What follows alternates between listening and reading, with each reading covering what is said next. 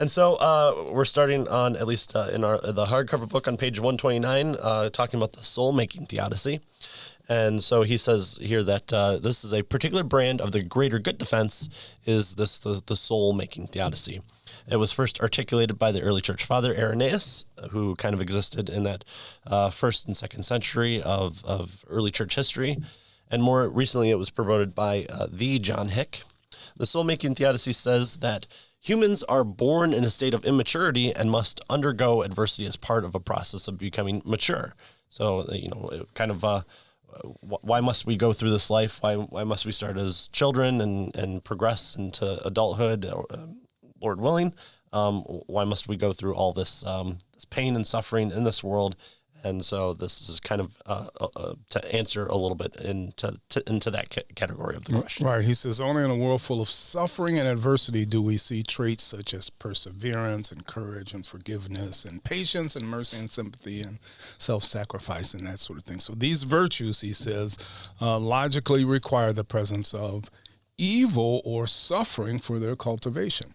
So the definition of such virtues is, it's meaningless without, suffering and evil. And so he says that Scripture consistently commends suffering for the character that it produces, right? And you would think of James chapter 1 right away. Right, yeah. Well, I kind of think a little bit about this with the story of the Time Machine by H.G. Wells, and I always forget the two races.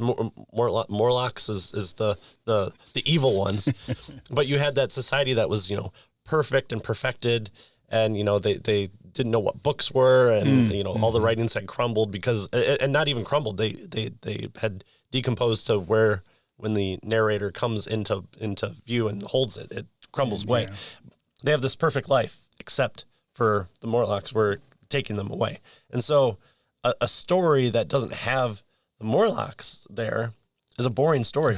No one's going to read like once upon a time there was a princess, nothing happened to her, she got married, and the end. That's right. They lived happily ever after. Yeah, there has to be. Actually, they lived happily forever, not after. Right. So all of our best stories kind of relate to kind of the human nature, the human condition, and those stories that we have adhered up, have really gleaned onto and has stood the test of time, all have this rise and fall of tension. There's a agitator, there's a hero, there's even the anti-hero could be the hero or switch places. We've had all sorts of different storytelling in there, and so this is kind of thinking the process through of well, here's God's story that He's laying out, and this is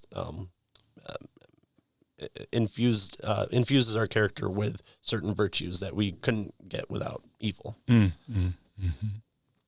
So, furthermore, a world with adverse consequences for evil behavior is better than one in which God mitigated those consequences. Without consequences for such incidences, there would be no moral lesson learned to strengthen moral character. So that's kind of what we're talking about. You have your hero. Maybe he's young and inexperienced, or he's been through 300 wars, and he's won them all with no challenge whatsoever. But then it gets interesting when he fails, or there's someone bigger than him, or the young hero finds a master to train him up, and you have the tension there of the growth. One would act carelessly with utter abandon and with impunity, though.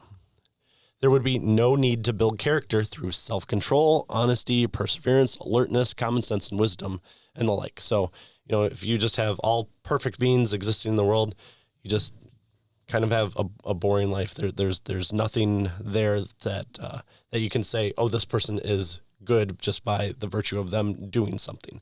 There's no, I really put, I put 300 hours into drawing this very lifelike picture of my grandmother with only a pencil, and it looks exactly like a photograph. I saw an artist do that today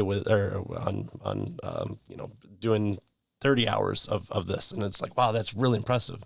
I hope you didn't watch it for 30 hours. Not for 30 hours. It was very nicely done in 90 seconds.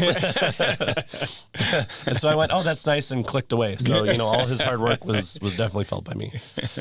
We would be less inclined to deem certain things sinful because there would be no ill effect to doing those things. You know, if death refuses to operate for a day, we'd all be throwing ourselves off buildings, and that was fun. And then soon it would get boring and stuff like that. And there are some really good books that I've read that have taken that concept of living for forever and really talked about how damning it would be. And so those are really interesting to read.